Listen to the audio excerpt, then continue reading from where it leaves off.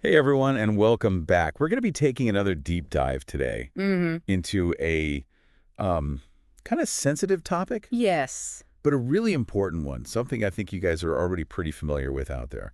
definitely. Um, and that is, all the challenges that men are facing in the world today. Yeah. We're talking about things like false accusations and attacks on masculinity and the erosion of traditional family values. It's a lot. It's a lot. And, we deal with this stuff every day. So Okay. we thought it would be good to kind of take a look back a little bit and use this book that I've been reading Okay. called The Battle for Truth in a Hostile World Mm-hmm. by Conrad Riker as our guide. I love that book. He's a really insightful guy. Yeah, he really digs deep into these issues. And I think you're going to find his perspective Yeah. really valuable. So, let's just jump right in. Let's do it. One of the things that Riker talks about that I think is really relevant is the rise of these false accusations against men. Yeah. He actually calls it a pandemic. It feels that way sometimes. It really does. And, he argues that social media has made it easier than ever to make and spread these accusations. For sure. And, with this whole believe all women kind of mentality that's out there, Right. it often leads to men being judged guilty before they even have a chance to defend themselves. And it's tough to come back from something like that. It is. Yeah. I was just thinking, have you ever felt that pressure, that fear of being falsely accused? Oh, absolutely. It's something a lot of guys are dealing with these days. Every day. Yeah. Yeah. And, the book really highlights the impact that these accusations can have, even if they're proven false. Right. I mean, reputations are ruined, jobs are lost, families are torn apart. It can derail your whole life. Totally. Mm. And Riker even uses this term. Have you heard of this? Cry-bullying? Yeah. I've heard that. Like where people use these accusations as a way to get attention or revenge or to manipulate people. That's a scary It's thought. a really chilling thought. Mm-hmm. And, it all ties into this broader attack on masculinity that Riker talks about. Absolutely. He's basically arguing that traditional masculinity is being demonized, like it's being portrayed as inherently toxic and oppressive. Right. And he even claims that universities are actively pushing this narrative. I've seen that firsthand. Really? Yeah, like indoctrinating students with these, very specific ideologies that kind of paint men in a negative light. That's really disturbing. It is? I mean, think about it. It creates this impossible double bind for men, right? Totally. They're told to be strong and assertive, Right. but then they're shamed for those very qualities. You're damned if you do, damned if you don't. It's like they can't win. Exactly. It's kind of crazy. That's And it's not just universities. It's like everywhere. everywhere. Or look at the media. Mhm. How often are men portrayed as like bumbling fools or emotionally stunted? Yep. All the time. the time. I mean, think about those sitcom dads. Oh, yeah. They're always incompetent, relying on their wives to solve all the problems. It's a stereotype. It's a stereotype. It's subtle, but it's definitely there. And Riker's arguing that these portrayals have a real impact They do. on how men see themselves. And how society sees them, And too. how society sees them. It Exactly. can erode their self-esteem. Yeah. And it makes them unsure of what it means to be a man today. Right. And speaking of confusion, Yeah. this is where I think Riker's analysis of the collapse of family values is super relevant. Absolutely. He argues that, these progressive ideologies are pushing all these alternative family structures, Mm-hmm. often at the expense of the traditional nuclear family. Right. And I think, he's not saying that alternative families are inherently bad, Right. but he is raising some concerns Yeah. about the potential impact this is having on children Of course. and the erosion of those traditional values Yeah. that have served as a bedrock for society for so long. I mean, think about it. The family is the foundation of society. And when that foundation starts to crumble, everything else starts to crumble with it. Right, and he dives into some of the studies Yeah.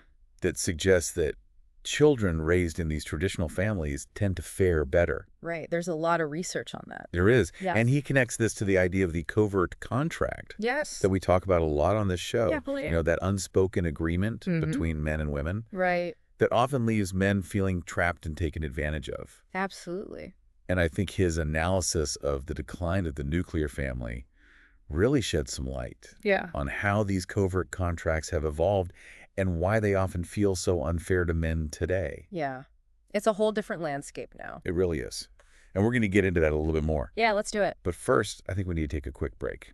Sounds good. And we'll be right back. Looking forward to it. You know, it's interesting because Riker doesn't just lay out all these problems, he actually offers solutions too. He has this whole section on how to fight back, like how to reclaim your masculinity and fight for truth in a world that often feels like it's against us.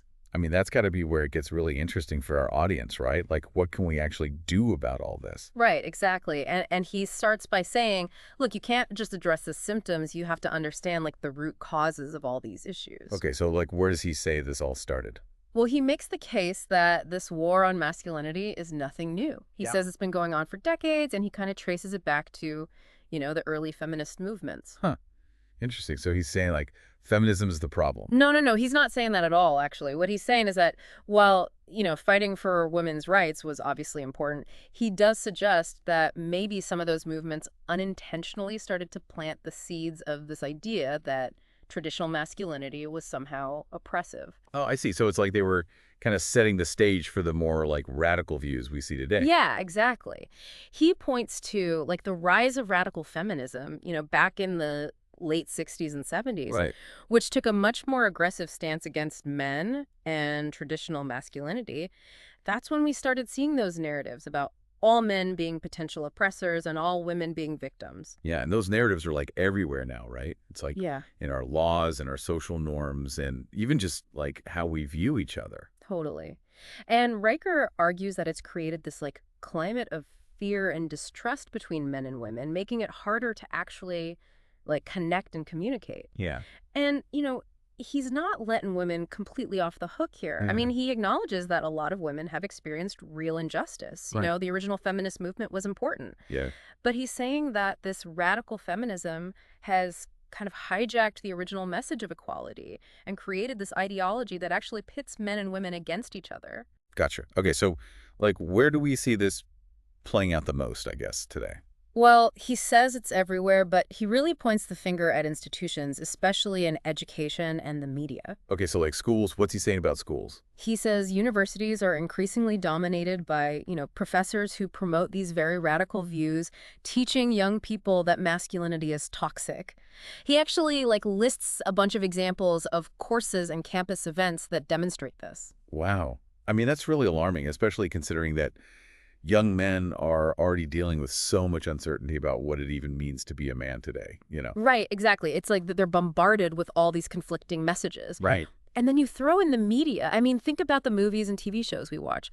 How often are men portrayed as incompetent or aggressive or just, like, totally irrelevant? Yeah, no, it's true. It reinforces all those negative stereotypes. Right. And it chips away at men's self-esteem. Absolutely. And it's not just fiction, though. Riker also dives into the legal system, which he argues is often biased against men, especially when it comes to things like false accusations and family law. Right. He gives several examples of how that believe all women mantra has led to men being unjustly punished. And he brings up the idea of the covert contract again and how it plays out in legal battles, Yeah. often leaving men feeling trapped and powerless. I bet a lot of our listeners can relate to that. Oh, absolutely. We hear about it all the time. Yeah, for sure. You know, but the good news is Riker doesn't just leave us with a sense of despair, right? He offers a path forward. He really emphasizes the importance of self-improvement. Okay. Not just like, you know, superficial self-help stuff, Right. but real deep character development. Yeah. He wants us to set goals and work hard and be disciplined and never stop learning and growing. So it's about, like, becoming the best versions of ourselves. Exactly. So that we can navigate these challenges effectively and actually make a positive impact on the world. I like that. Yeah. And he also stresses the power of brotherhood. Yeah. Like building strong relationships with other men who share our values, who will support us and challenge us and hold us accountable. Yeah. I mean, we talk about that a lot on the show, too, like having those guys you can turn to. Exactly. Those who understand the unique challenges that men are facing today. Right. You know, Riker believes these brotherhoods can provide a sense of belonging and purpose and strength. That makes sense. You need that to navigate this often hostile landscape. Huh. And he goes even deeper. Oh, yeah. He talks about reconnecting with our spirituality. Okay. Whether it's through traditional religion or just spending time in nature, reflecting on the bigger questions in life. So it's like finding that thing that gives you meaning. Exactly. That anchor, that something bigger than ourselves that can give us direction and support, especially when the world feels so chaotic. I like it. One of the things I really appreciate about Riker's book is that he doesn't just leave us with a bunch of problems. Yeah. He actually gives us some Hey. tools to take back our power and figure out how to navigate all of this stuff. Okay, so what are some of those tools? Well, one of the big ones he talks about is this idea of amending the covert contract. Ah, yes. The covert contract. We talk about that a lot on this show.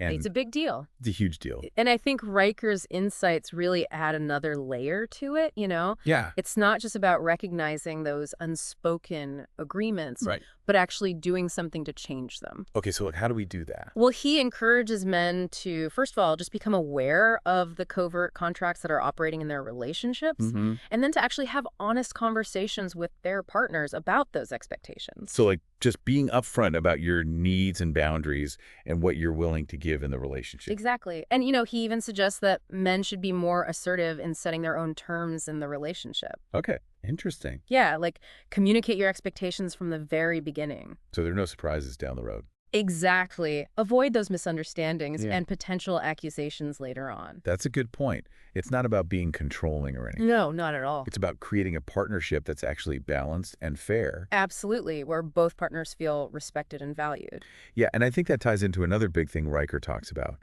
which is building strong support networks. Oh, yeah, those brotherhoods. Yes, he uses that term brotherhoods to describe these groups of like-minded men. Right. Guys who can offer support and guidance and accountability. Yeah, like having those guys you can turn to who Exactly. really understand what you're going through. Because they're going through it too. Exactly. Riker believes that these brotherhoods can provide a sense of belonging, purpose, and strength. And that's essential for dealing with all the crap we're facing out there. Makes sense. Like having a sounding board, Right. a group of guys who can offer different perspectives. And help you see things more clearly. Yeah. Share their experiences. Give you advice. Support you when you're feeling lost. Exactly. It's about having each other's backs. Yeah. Knowing that you're not alone in this. Totally. Yeah. And it's not just about complaining?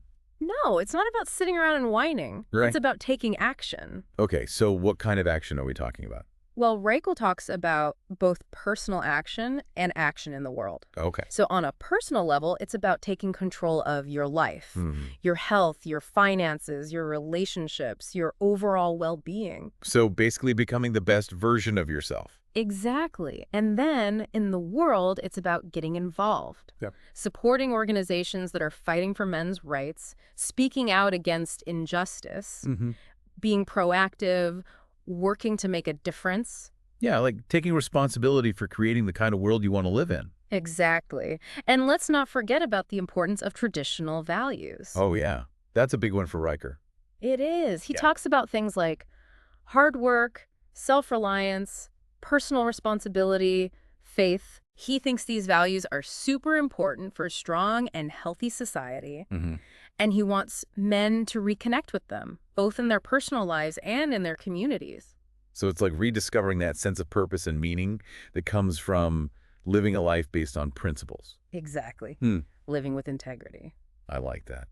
Now, we've talked a lot about these big ideas, but is there anything specific that guys can do, like practical steps they can take? Yeah, absolutely. One thing he talks about that's super relevant today is being a discerning consumer of information. Oh, especially with all the stuff online. Exactly. He warns against just blindly trusting everything you see online, especially from sources that have a clear agenda. Yeah, like those clickbait headlines. Right. He wants us to be critical thinkers, check multiple sources. Fact check. Yeah. Verify information before you share it. And watch out for that emotionally charged language. Totally. Don't get swept up in the hype. Good advice. And sometimes I think the best thing you can do is just step away from all the noise, Spend some time in nature, do something you enjoy, be around people who lift you up. Yeah, take care of your mental health. Exactly. Find those things that bring you joy and peace, remind you of what's really important. That's what it's all about. Yeah. Well, this has been a really eye-opening conversation. I feel like I have a much better understanding of the challenges men are facing. Me too. And more importantly, what we can do about it. That's the key. It is. And, I think Riker's book is a great place to start for anyone who wants to dive deeper into these ideas. Absolutely. It's called The Battle for Truth in a Hostile World. by Conrad Riker. You can find it on Amazon Kindle and Google Play Books. Check it out. Yeah, it's a thought-provoking read. Definitely. It might just change your perspective on the world. And give you the tools you need to live a more fulfilling life. Well said. And that's it for our deep dive today. Thanks for having me. Thanks for joining us. We'll see you guys next time.